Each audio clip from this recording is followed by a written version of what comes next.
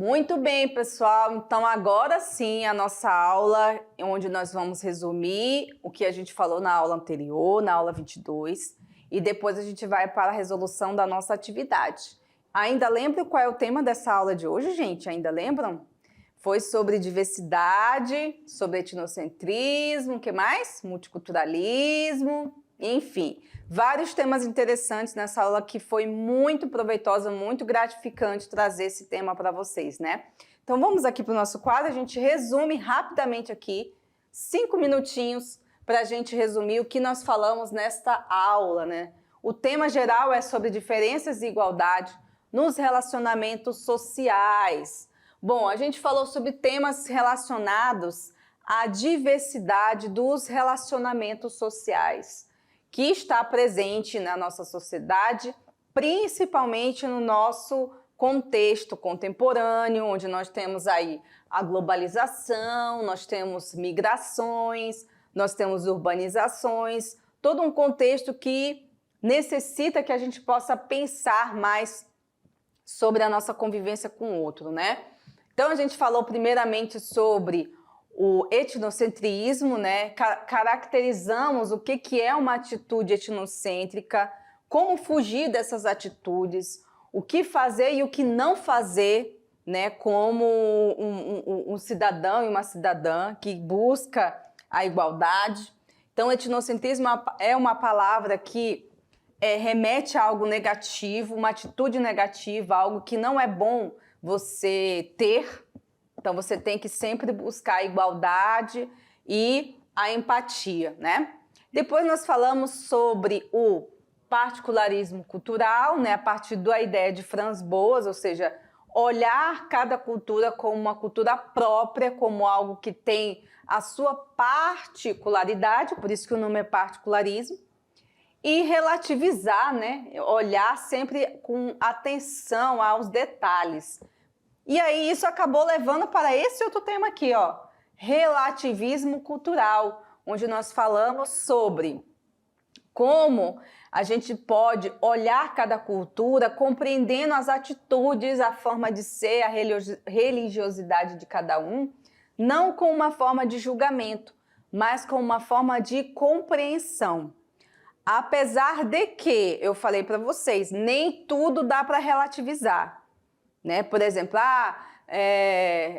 matar crianças, né? Como é que eu posso dizer? Torturas, dá para relativizar? Não, né, gente? Isso aí já passa de qualquer nível de aceitação cultural, né?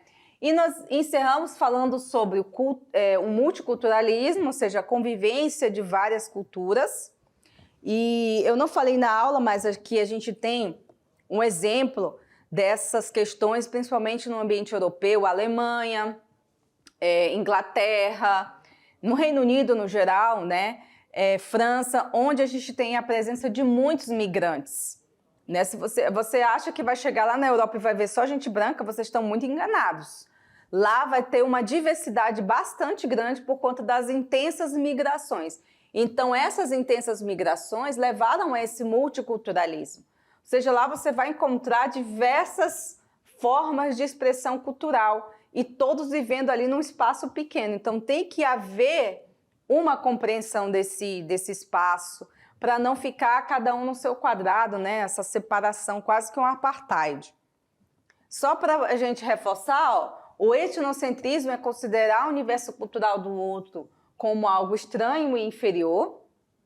Ele engloba as manifestações de preconceito e intolerância cultural, religiosa, étnica e política. E o relativismo cultural é o contrário, né? Considera o universo cultural do outro como algo válido, legítimo, respeitando as diversidades e as diferenças culturais e também reconhece toda a forma humana de diversidade cultural. E para finalizar aqui, ó, o particularismo histórico foi um termo desenvolvido por quem? Franz Boas, como eu disse para vocês, e que defende uma cultura, defende que cada cultura tem a sua história particular, que não precisa ser determinada. E o multiculturalismo surge nessa ideia, né, que eu falei da modernidade, para combater a homogeneidade e leva em consideração as diferenças e diversidades culturais. As sociedades que são constituídas por múltiplas e variadas formas de identidades e padrões culturais convivem basicamente com o multiculturalismo, tá? Então é isso, gente. Agora é a hora da gente parar, fazer aquele break, aquela paradinha para vocês realizarem a atividade e daqui a pouquinho a gente volta para a correção e demais comentários sobre essa aula de hoje, tá bom? Guardo vocês, até mais!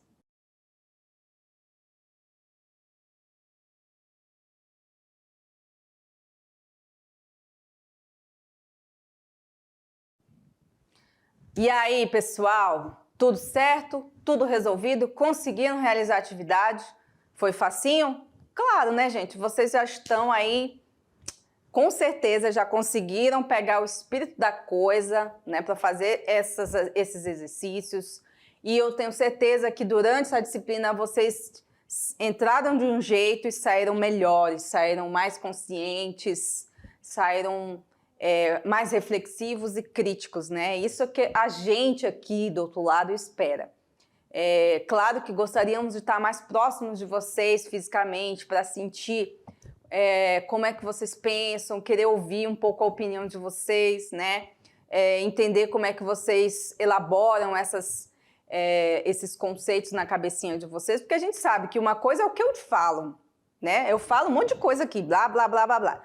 Outra coisa é o que vocês pensam, é como vocês elaboraram isso, como que vocês internalizaram isso. Isso, às vezes, a gente tem vontade de saber. Não, mas o que será que o aluno está pensando aqui na hora que eu falei isso, hein? Dá uma curiosidade, né? Mas eu tenho certeza que coisas boas, teve alunos que gostaram. Claro que nem tudo a gente consegue agradar, é o que a gente gostaria, né? Mas a gente não consegue. Mas eu tenho certeza que muitos alunos recepcionaram de maneira muito boa, e professores também, o que a gente tem dito aqui, sem criticar A ou B, ou determinada religião, ou determinada cultura, mas sempre trazendo uma coisa que a gente acredita que seja importante, que é levar o aluno à reflexão. Não direcionar ele à opinião que eu penso, mas algo que possa fazer ele crescer internamente, crescer como estudante, como pessoa, né?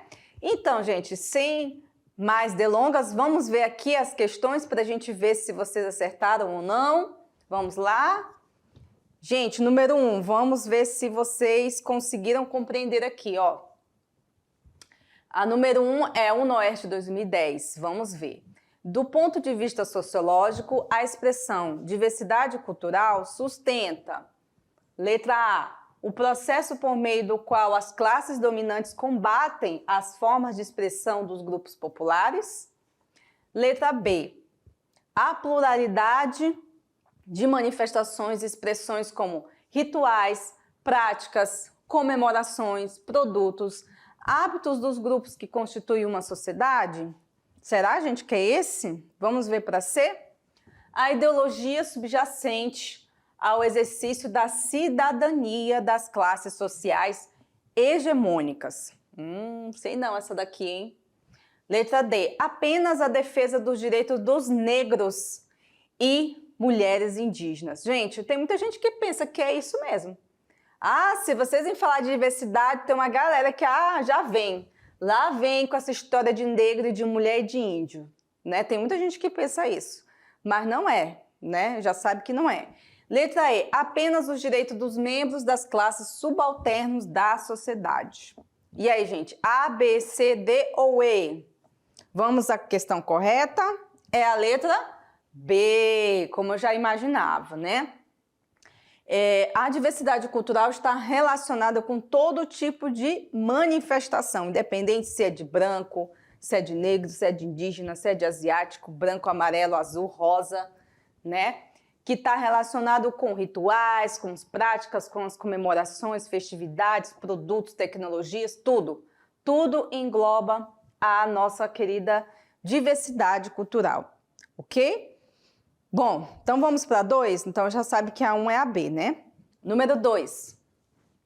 Vamos ler juntos. O que em uma cultura é visto como estranho ou errado pode ser um costume comum em outra. Relativizar, portanto, é enxergar as diferenças não como hierarquias, questão de certo e errado ou inferioridade, mas como algo inerente ao nosso mundo e que dá a ele um toque especial. Interessante, né? Eu acho que eu usei esse texto na aula também para falar sobre um determinado assunto aí. Vamos lá. A partir dessa afirmação, a gente pode associar que, letra A, relativizar uma cultura é estabelecer um padrão vigente para todas as outras culturas. Será, gente? Relativizar uma cultura deve obedecer à ordem de importância e hierarquia de cada uma. Letra C. A cultura indígena e negra sempre foi relativizada e vista por sua própria importância. Será, hein, gente? A letra D. Ao relativizar uma cultura, pode-se entender e valorizar a sua própria dinâmica, sistemas e significados. Gostei dessa D, hein? Vamos para E? As sociedades ocidentais foram as que mais respeitaram as diversidades culturais. Oh, mentira, não foi bem assim, né, gente? Vamos ver então aqui dessas A, B, C, D, E, qual delas é a verdadeira? A resposta correta é a letra D, pessoal. Relativizar uma cultura é defender, entender e valorizar a sua própria dinâmica, né? E também os seus significados. Então, relativizar não é abandonar a sua cultura. Como eu disse lá na aula, você não precisa negar a sua crença, ou negar o seu legado, da sua história, da sua família, para valorizar o que o outro tem. Não precisa, tá? Apenas reconheça que nem tudo que você vive, você precisa obrigar os outros a viverem também, tá? Então, é importante que a gente possa ter esse entendimento, tá certo? Então, vamos para a perguntinha do Enem. Olha, que tem a ver com comida, será, hein? Nossa, deu até fome agora, hein? Uma feijoadinha com arroz, torresmo. Quem é que não gosta, né? Bom, vamos lá. Comer é um ato social, histórico, geográfico, religioso, econômico e cultural. O preparo dos alimentos, a escolha dos ingredientes e a maneira de servir identificam um grupo social e ajudam a estabelecer uma identidade cultural.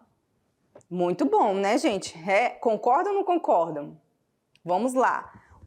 As comidas locais representam, letra A, uma interação cultural com a incorporação de ingredientes advindos de tradições culinárias distintas?